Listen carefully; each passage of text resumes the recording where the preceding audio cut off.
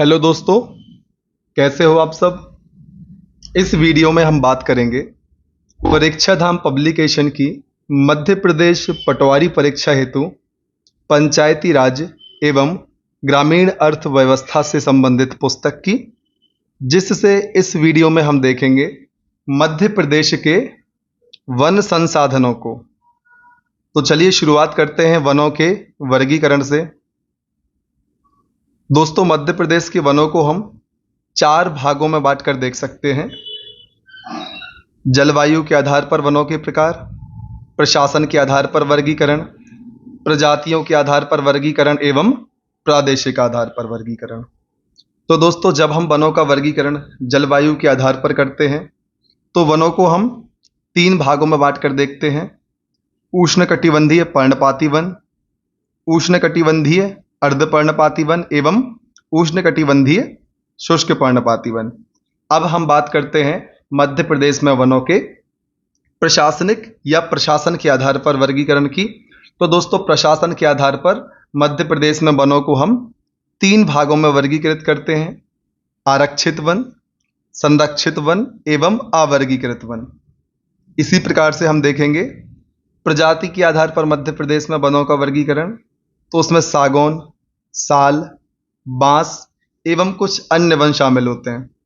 प्रादेशिक आधार पर यदि हम वनों के वर्गीकरण की बात करें तो हमने मध्य प्रदेश में प्रादेशिक आधार पर वनों को 3 भागों में बांटा है। पहला भाग दक्षिणी नर्मदा क्षेत्र के वन, फिर विंध्य कैमूर क्षेत्र, फिर शिवपुरी मुरैना क्षेत्र में विस्तृत वन।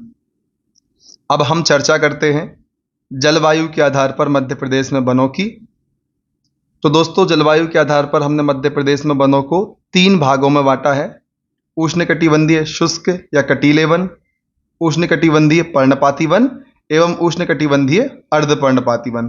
दोस्तों, इस मानचित्र में आप इन वनों के क्षेत्रफल या विस्तार को भी देख सकते हैं कि मध्य प्रदेश में किस स्थान पर कौन से वन पाए जाते हैं। अब सबसे पहले हम बात करेंगे जलवायु के आधार पर वनों के वर्गीकरण में उष्णकटिबंधीय पर्णपाती वनों की। दोस्तों, इन वनों के लिए आवश्यक वर्षा की मात्रा 75 से 100 सेंटीमीटर होती है और यह मध्य प्रदेश में सर्वाधिक क्षेत्र में पाए जाने वाले वन हैं। दोस्तों, इस वन की सभी वृक्षों की प्रजातियां पतझड़ प्रक्रिया में भाग लेती हैं। उष्णकटिबंधीय पर्णपाती वन में वृक्षों की प्रजातियां हैं सागौन, शीशम, नीम, पीपल आदि। यदि हम मध्य प्रदेश में उष्णकटिबंधीय पर्णपाती वन के क्षेत्र की बात करें तो दोस्तों, यह मध्य प्रदेश में होशंगाबाद, बैतूल, छिंदवाड़ा, सागर आदि जिलों में फैले हुए हैं। इसी क्रम में अब हम बात करते हैं मध्य प्रदेश में उष्णकटिबंधीय आर्द्र या अर्धपर्णपाती वनों की। दोस्तों, इन वनों हेतु आवश्यक वर्षा की मात्रा है 100 से 150 सेंटीमीटर। इस वन की आधी प्रजाति के वृक्ष बसंत आगमन पर पतझड़ प्रक्रिया में भाग लेते हैं। इसकी प्रजातियां साल, बांस, महुआ, सागौन, शीशम व हर्रा आदि हैं। यदि हम मध्य प्रदेश में उष्णकटिबंधीय आर्द्र या अर्धपर्णपाती वनों के क्षेत्र की बात करें तो मुख्य रूप से पूर्वी मध्य प्रदेश अर्थात बालाघाट, अनूपपुर, शहडोल आदि जिलों में इन वनों का विस्तार मध्य प्रदेश में पाया जाता है। अब हम बात करेंगे उष्णकटिबंधीय शुष्क पर्णपाती वनों की। तो दोस्तों, इन वनों हेतु आवश्यक वर्षा की मात्रा है 50 से 75 सेंटीमीटर और ये कटीले प्रजाति के वृक्ष इसमें शामिल हैं खैर, बबूल, पलाश, बेर आदि। यदि मध्य प्रदेश में इनके क्षेत्र की हम बात करें तो यह वन मुरैना, ग्वालियर, रतलाम एवं मंदसौर में पाए जाते हैं। दोस्तों, ये वन कम वर्षा प्राप्ति के कारण कांटेदार व पत्तियां इनकी छोटी होती हैं। अब हम बात करते हैं देवारण्य योजना की। तो दोस्तों, मध्य प्रदेश में आयुष को बढ़ावा देने और उसे रोजगार से जोड़ने के लिए सरकार ने देवारण्य योजना बनाई है। प्रदेश में देवारण्य योजना के माध्यम से आयुष औषधियों के उत्पादन की एक पूरी वैल्यू चेन का विकास किया जाएगा।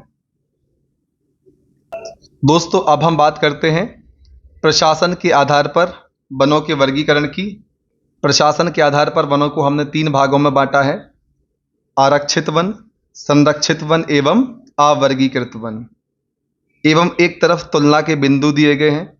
दोस्तों मध्य प्रदेश में यदि प्रतिशत की बात करें तो आरक्षित वन 65% भाग पर, संरक्षित वन 33% एवं अवर्गीकृत वन 2% हिस्सा लिए हुए हैं।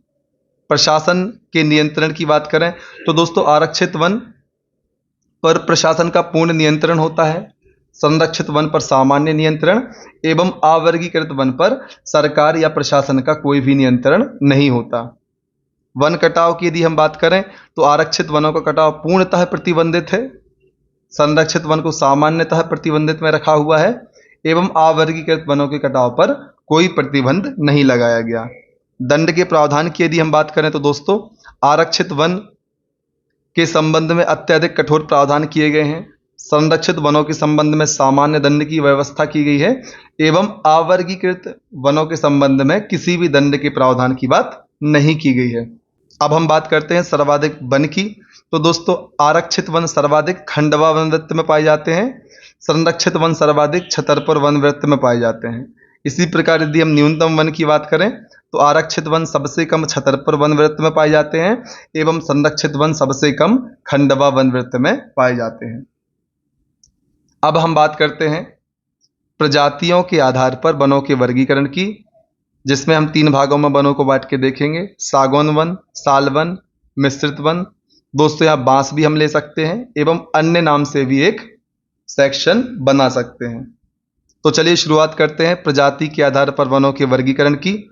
तो दोस्तों सागौन मध्य प्रदेश में 18,332 वर्ग किलोमीटर क्षेत्रफल में फैला हुआ है, जो कि कुल वन क्षेत्र का 19.36% है। अब हम बात करते हैं साल वृक्ष की।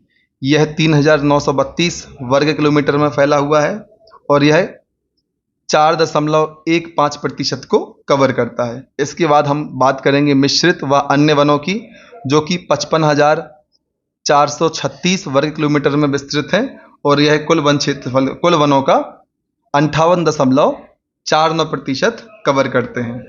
रिक्त या खुले क्षेत्र की यदि हम बात करें तो यह है 19,989 वर्ग किलोमीटर, जो कि 18% भाग को कवर करता है। अब हम बात करेंगे मध्य प्रदेश में वन से संबंधित इकाइयां।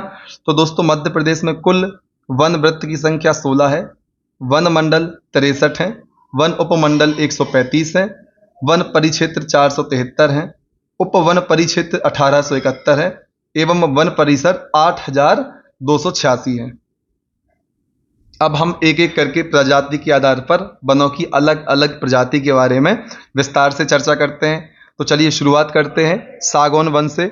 दोस्तों इसका वास्तविक नाम टेक्टोना ग्रांडिस है। भारत में सर्वाधिक सागौन के वृक्ष मध्य प्रदेश में पाए जाते हैं। मध्य प्रदेश में सागौन के वन कुल वन क्षेत्रफल के 19.36% भाग पर पाए जाते हैं। सागौन वन बालाघाट, मंडला, होशंगाबाद, बैतूल, छिंदवाड़ा जिलों में पाए जाते हैं। अब हम बात करते हैं साल वन की। दोस्तों इसका वास्तविक नाम सोरिया रोबस्टा है और यह प्रदेश के कुल वन क्षेत्र के 4.15% भाग पर पाए जाते हैं। साल वन मध्य प्रदेश में मंडला, बालाघाट, उमरिया, सीधी, शहडोल में अपना विस्तार रखते हैं। अब हम बात करते हैं मिश्रित वनों की। तो दोस्तों ये वन मुख्यतः तेंदू, महुआ, पलास, बबूल, खैर आदि वनोपज पैदा करते हैं। ये वन मुख्यतः बालाघाट, होशंगाबाद, मंडला एवं छिंदवाड़ा जिलों में पाए जाते हैं। अब हम देखेंगे समाचार के पन्नों से। दोस्तों अंकुर योजना 22 मई 2021 को मध्य प्रदेश सरकार द्वारा वृक्षारोपण को प्रोत्साहन देने के लिए अंकुर योजना प्रारंभ की गई थी। तो दोस्तों यदि प्रश्न आता है कि अंकुर योजना का संबंध किससे है, तो आपको वृक्षारोपण वाले ऑप्शन पर टिक करना है। अब हम बात करते हैं प्रादेशिक आधार पर वनों का वर्गीकरण। दोस्तों प्रादेशिक आधार पर हमने वनों को 3 भागों में बांटा है। दक्षिणी नर्मदा क्षेत्र के वन जो कि अति सघन वन है, विंध्य कैमूर क्षेत्र के वन जो सघन वन की श्रेणी में आते हैं, शिवपुरी मुरैना क्षेत्र के वन, इनको हम विरल वनों की श्रेणी में रखते हैं।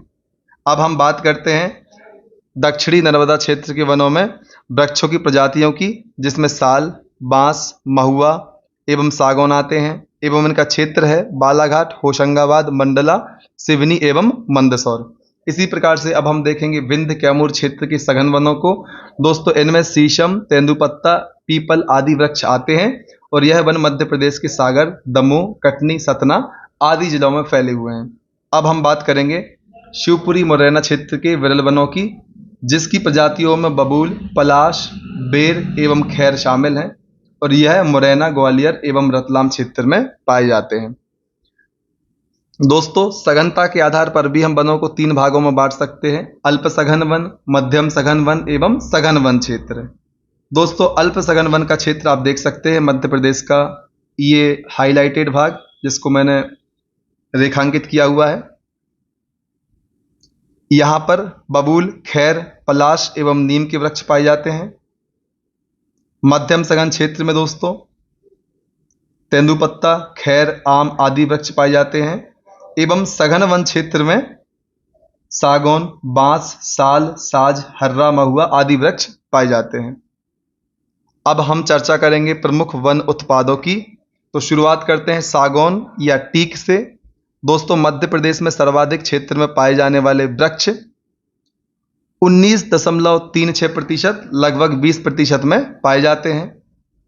बोरी घाटी, हरदा, होशंगाबाद में स्थित में सागौन वन सर्वाधिक सघनता में पाए जाते हैं।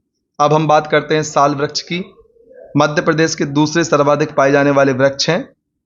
पूर्वी मध्य प्रदेश में साल वृक्ष सर्वाधिक पाए जाते हैं। बांस, दोस्तों इंदौर जिले के नौलक्खा में मध्य प्रदेश का प्रथम सरकारी बांस शोरूम स्थापित किया गया है। मध्य प्रदेश में बांस सर्वाधिक बालाघाट जिले में पाए जाते हैं। बांस की प्रजाति बालकोबा सतना, उमरिया में पाई जाती है। दोस्तों बांस ट्रीटमेंट प्लांट सतना जिले में स्थापित किया गया है। मध्य प्रदेश राज्य बांस मिशन का गठन 3 जुलाई 2013 को किया गया था।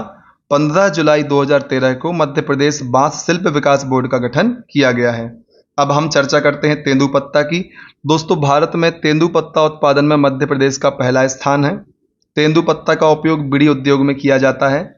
सागर, जबलपुर, उमरिया में मध्य प्रदेश के सर्वाधिक तेंदुपत्ता पाए जाते हैं एवं मध्य प्रदेश तेंदुपत्ता व्यापार अधिनियम 1964 में आया था। अब हम चर्चा करते हैं लाख की। दोस्तों लाख कीट सर्वाधिक बेर, पलाश, कुसुम के वृक्षों पर पाया जाता है। लाख कीट का नाम लेसिफर लक्का है। उमरिया में लाख का सरकारी कारखाना है। दोस्तों लाख का उपयोग चूड़ी उद्योग में किया जाता है। अब हम बात करते हैं खैर वृक्ष की। दोस्तों शिवपुरी व मुरैना के वानमौर में कत्था बनाने का कारखाना है। हर्रा, दोस्तों छिंदवाड़ा मंडला जिले में पाया जाता है। त्रिफला अर्थात हर्रा, बहेड़ा व आंवला का मिश्रण, जिसका उपयोग बड़े पैमाने पर आयुर्वेदिक औषधियों में किया जाता है। इसके बाद हम देखेंगे महुआ को।